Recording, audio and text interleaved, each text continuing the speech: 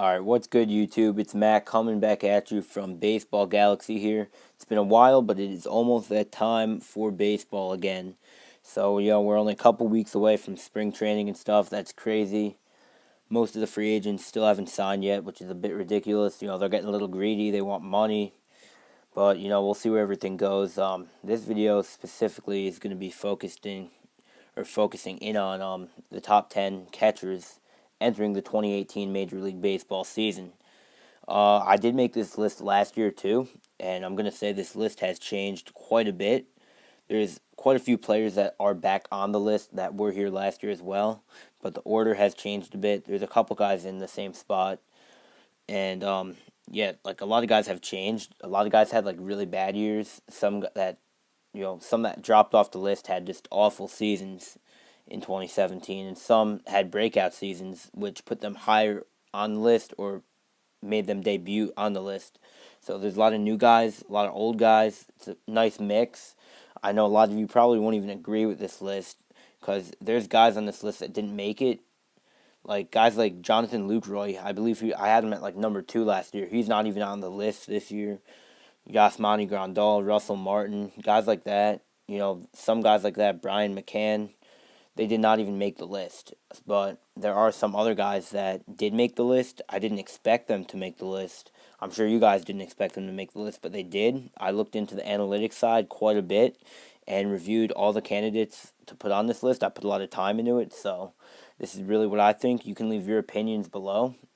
But without further ado, I'm just going to get right into it. So coming in at number 10 is Chris Iannetta. He played for the Arizona Diamondbacks in 2017. He was a free agent, and he did get a deal with the Colorado Rockies this offseason, so he'll be back in Colorado in 2018. He played with Colorado when he came up as a rookie. He even had a season or two where he had 20-plus home runs.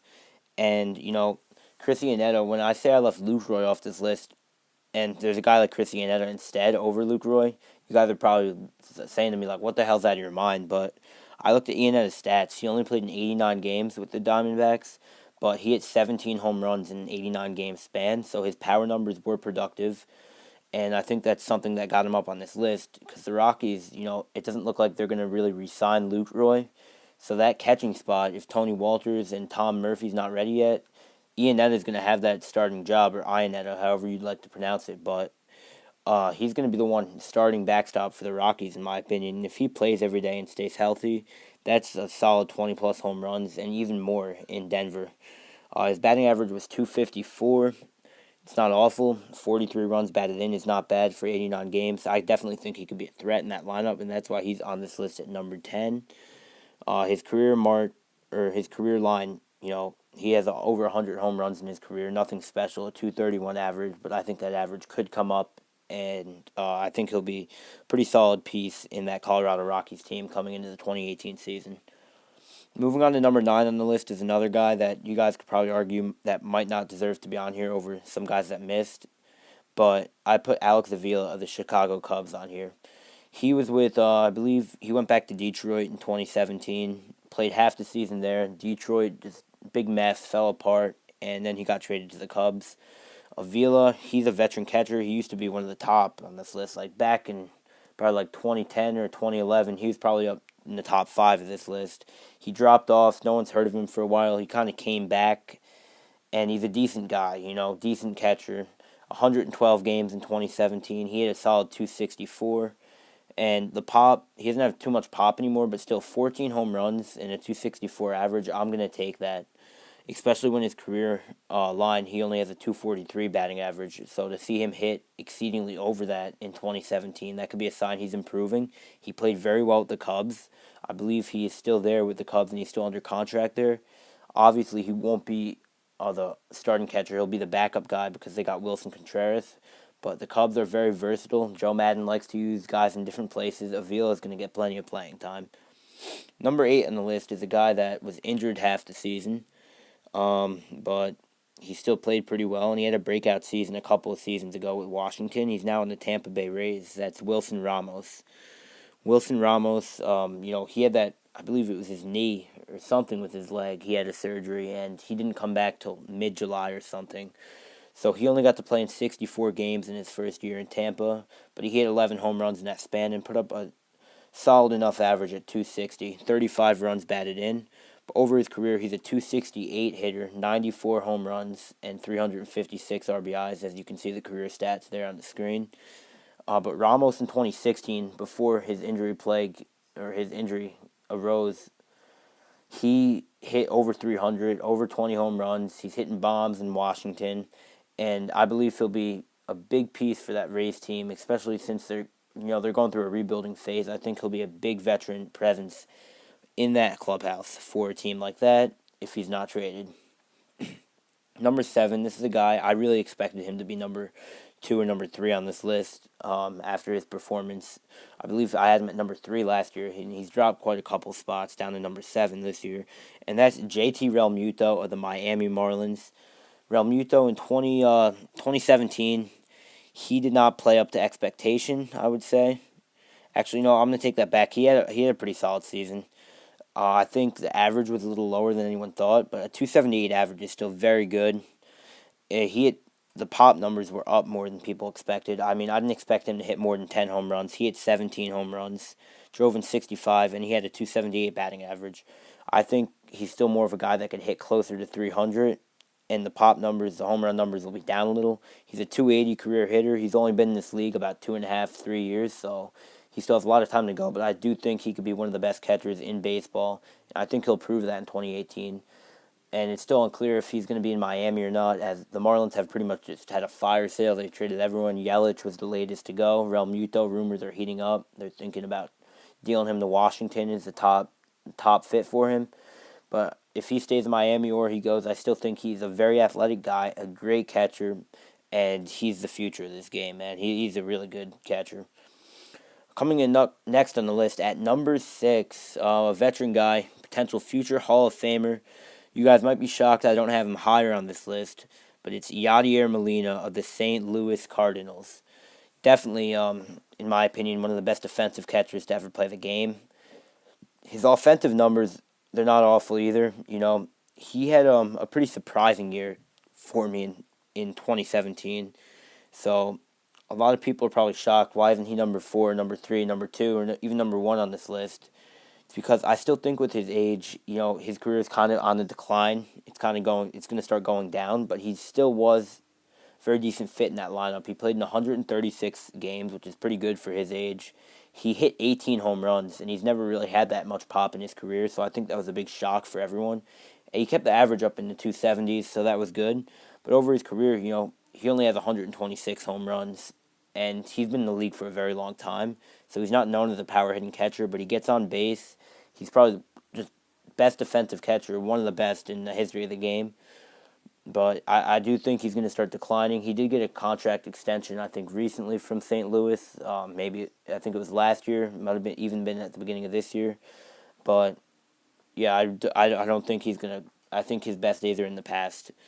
Moving on to number 5, as we enter the top 5 to this list, it's Welington Castillo, who spent his first season with Baltimore in 2017.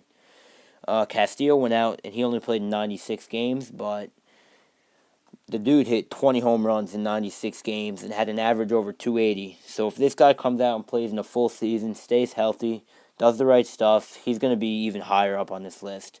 And I really do believe that. He's just a big threat. He's going to keep Baltimore... If they want to contend this year before the big free agent class with Machado and before, already with the Red Sox and Yankees and AL East, it's going to be tough enough. But Castillo, he's a big part of that lineup. One of the best offensive catchers in the game, power-wise. And I think if he's on, the Orioles could be on. So we'll definitely, the chemistry of that team, he's going to be a big part of it. And I feel stupid saying that because I'm pretty sure Welington Castillo actually signed with the White Sox. So I'm going to take all that shit back that I just said about the Orioles. I'm sorry about that. I pretty much just ranted about how the Orioles, I'm pretty sure he signed a contract with the Chicago White Sox like a month ago. And he said he's excited to be in Chicago. He's a big veteran player there, I think. I don't know how well he'll play there. I think the ballpark fits him great. Like I said, I apologize. I feel really stupid saying he's with Baltimore, or he was with Baltimore, because he's not anymore. He's with Chicago. So just forget what I said there. He's going to be a big part of the Chicago White Sox future. He's going to help some of the young guys come up, and yeah. Another Chicago catcher on the list. This is the third Chicago catcher on the list. We already had Avila. We just had Castillo. Number 4 on the list is Willson Contreras of the Chicago Cubs. This guy's going to be number 2 or number 1 soon, in my opinion. He's on the rise. I think he's going to be one of the best catchers in baseball. He could even be, I think he could be like an MVP candidate one day. He's so athletic, so young. He can play at the outfield too.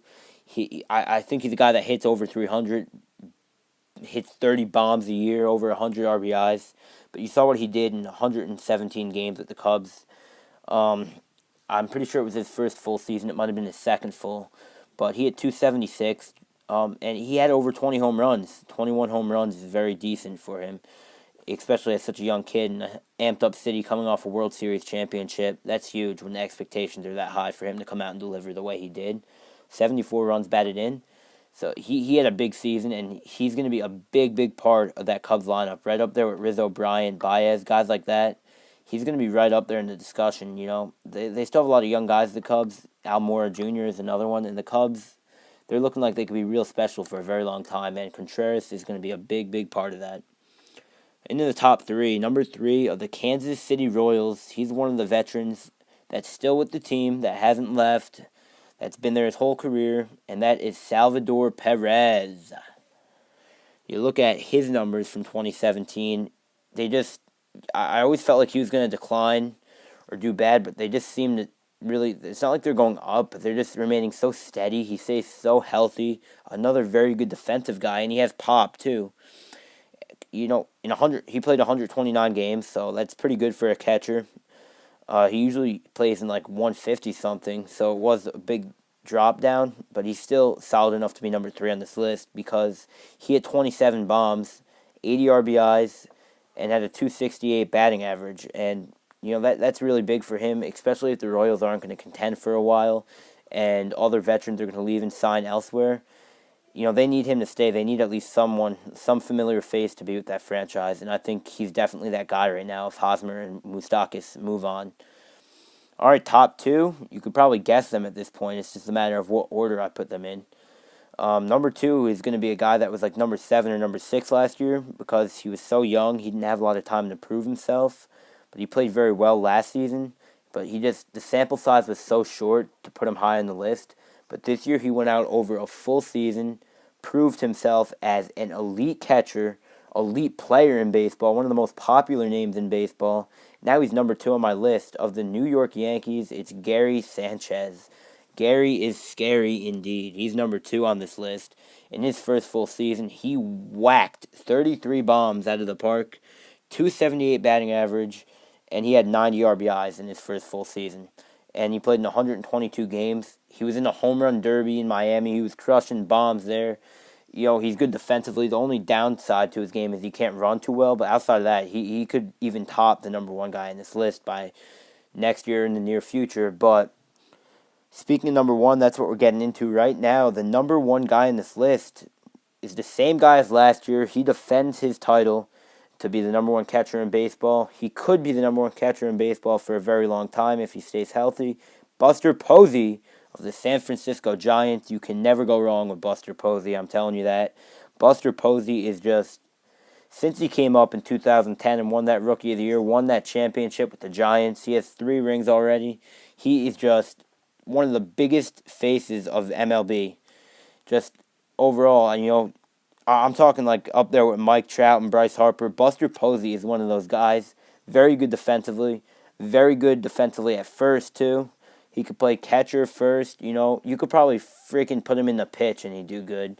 He goes out last year, plays 140 games. Very reliable for what catchers are doing these days.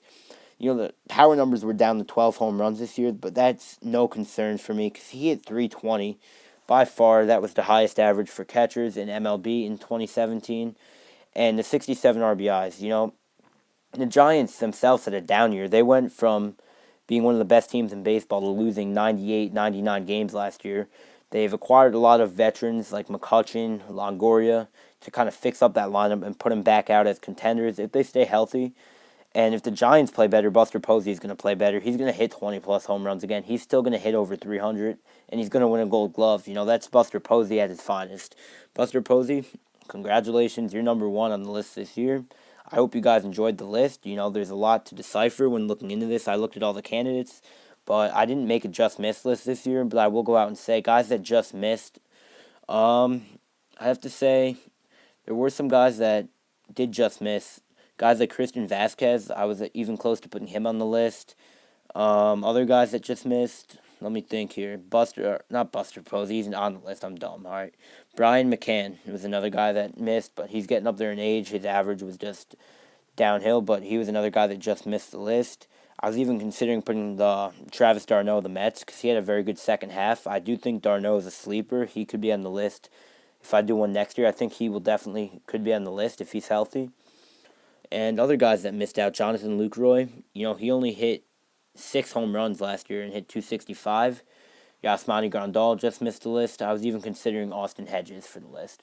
But that's pretty much it.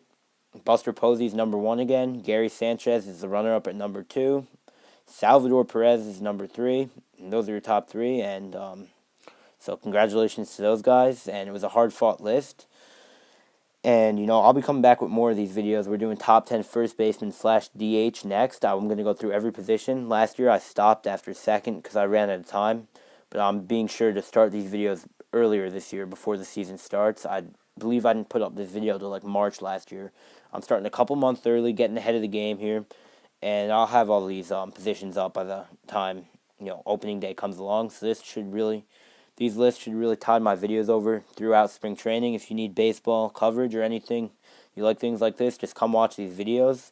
You can comment your opinion below and what you think, if you agreed with my list or not. But I hope you guys enjoyed, and I'll see you guys next time in the next video. This is Matt saying peace from all Sports Galaxy.